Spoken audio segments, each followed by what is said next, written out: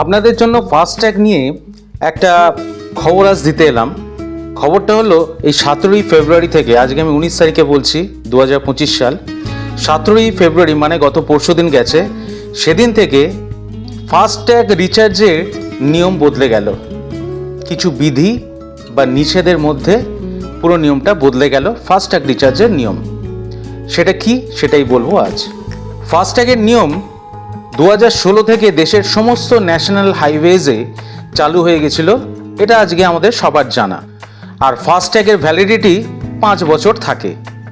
FASTag দু ধরনের লিস্টের মধ্যে পড়ে, একটা হোয়াইট লিস্ট ও আর একটা ব্ল্যাক লিস্ট। হোয়াইট লিস্ট মানে আপনার ফাস্ট্যাগ ঠিকঠাক নিয়ম অনুসারে রিচার্জ করছেন এবং ঠিকঠাক যা যা নিয়ম সেই অনুযায়ী আপনার ফাস্ট্যাগ একদম ঠিকঠাক আছে, সেটা হচ্ছে হোয়াইট লিস্ট। আর ব্ল্যাক লিস্ট মানে আপনার ফাস্ট্যাগ নিয়ম বিধি মেনে বা সেই অনুসারে হচ্ছে না হচ্ছে রিচার্জ বা গাড়ির কাগজপত্র এই ধরনের কোনো সমস্যা রয়ে গেছে, তার মানে আপনার ফাস্ট্যাগ ব্ল্যাক লিস্টেড।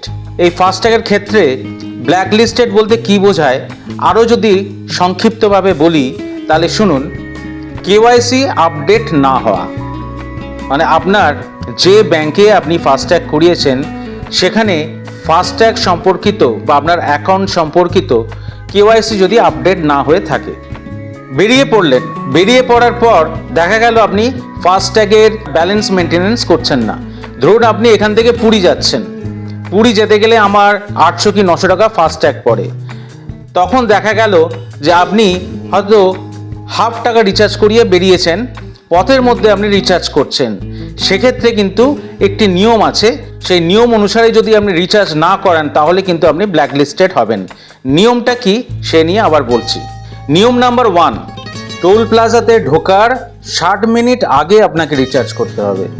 1 ঘন্টা আগে আপনাকে ফাস্ট্যাগ রিচার্জ করতে হবে, না হলে আপনাকে বুথে ঢুকে ডাবল ফাইন গুনতে হবে। এটা কেন হলো?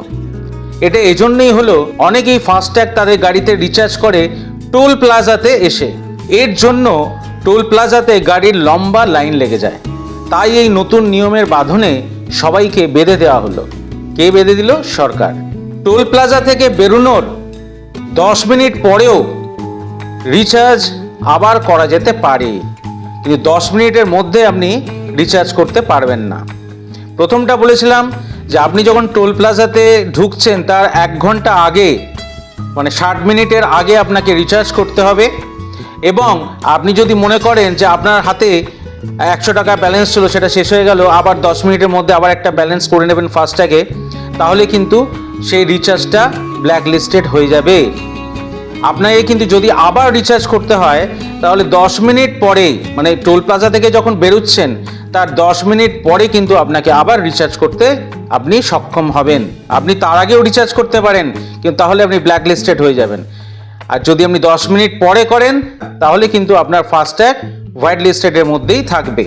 এই নিয়মটা এই জন্যই সরকার করেছে, কারণ টোল প্লাজার বাইরে বা আশেপাশে যখন আপনি গাড়ি নিয়ে টোল প্লাজা ক্রস করছেন, অনেক ক্যানোপি বা বুথ থাকে যারা ফাস্ট্যাগ রিচার্জ করিয়ে দেয়। এতে গাড়ির আসা যাওয়া ব্যাঘাত ঘটে, দীর্ঘ গাড়ির লাইন লেগে যায়। তার মানে 10 মিনিট পর যে রিচার্জ করে বেরোচ্ছেন সেই স্পট থেকে নেক্সট টোল প্লাজার ডিস্টেন্স আবার কিন্তু 60 মিনিটের বেশি হতে হবে। তার মানে কি দাঁড়ালো? টোল প্লাজায় ঢোকার আগে আপনাকে 1 ঘন্টা আগে আপনাকে রিচার্জ করতে হবে, আবার টোল প্লাজা থেকে বেরিয়ে আপনাকে 10 মিনিট পরে রিচার্জ করতে হবে। এবার 10 মিনিট পরে তো রিচার্জ করলেন, এবার যখন গাড়ি নিয়ে আপনি এগোচ্ছেন সেই ডিস্টেন্সটাকেও কিন্তু আপনাকে মাথায় রাখতে হবে, সেটা যাতে পরের টোল প্লাজাটা যাতে আপনার রিচার্জ পয়েন্ট থেকে 1 ঘন্টার দূরত্বে হয়। 1 ঘন্টা পরে 60 মিনিটের পর যাতে আপনি ওই বুথ প্লাজাতে, ওই টোল প্লাজাতে আপনি ঢুকতে পারেন। এই নয় কি আপনি একটা টোল প্লাজা থেকে বেরিয়ে সঙ্গে সঙ্গে 10 মিনিট পরে রিচার্জ করে নিলেন, পরেরটা আবার 20 মিনিট পরে একটা টোল প্লাজা চলে এলো, তাহলে কিন্তু আপনার ব্ল্যাক লিস্টেড হয়ে যাবে আবার আপনার ফাস্ট্যাগ। আপনাকে মাথায় রাখতে হবে যে 10 মিনিট পরে আমি রিচার্জ করাটা রিস্ক আছে, সেই জন্যে বাড়ি থেকে যখন বেরোবেন তখন কিন্তু আপনি একদম আপনার যে দূরত্ব কভার করছেন সেখানে যতগুলো টোল প্লাজা পড়ে সেই অনুযায়ী কিন্তু আপনাকে রিচার্জ করেই বেরোতে হবে। আর না হলে 10 মিনিট পর যে রিচার্জ করছেন তার পরের যে টোল প্লাজা তার দূরত্ব কিন্তু 60 মিনিটের বেশি হতে হবে। এবার আপনাকে ব্ল্যাক লিস্টেড ফাস্ট্যাগকে আপনাকে হোয়াইট লিস্টেড করতে হবে। সেজন্য তার নিয়ম হচ্ছে আপনাকে 70 মিনিটের মধ্যে রিচার্জ করতে হবে। যখন আপনি ব্ল্যাক লিস্টেড হয়ে গেল আপনার ফাস্ট্যাগ ব্যালেন্স না থাকার জন্যে, যদি আপনি ব্যালেন্স না থাকার জন্যে আপনার ফাস্ট্যাগটা ব্ল্যাক লিস্টেড হয়ে গেল, তার 70 মিনিটের মধ্যে আপনাকে রিচার্জ করে নিতে হবে। তাহলে আপনার ফাস্ট্যাগ আবার হোয়াইট লিস্টেড ও অ্যাক্টিভ হয়ে যাবে। কিন্তু সেটা টোল প্লাজাতে আপডেট হতে আরও 20 মিনিট সময় কিন্তু লাগবে। মানে বাড়ি থেকে আপনি বেরিয়েছেন, বেরিয়ে আপনি কি করলেন, টোল প্লাজার সামনে এসে আপনি কি করলেন, টোল প্লাজার সামনে এসে আপনি রিচার্জ করলেন আপনার ফাস্ট্যাগ, ঠিক আছে? তাহলে তো আপনি ব্ল্যাক লিস্টেড হয়ে গেলেন।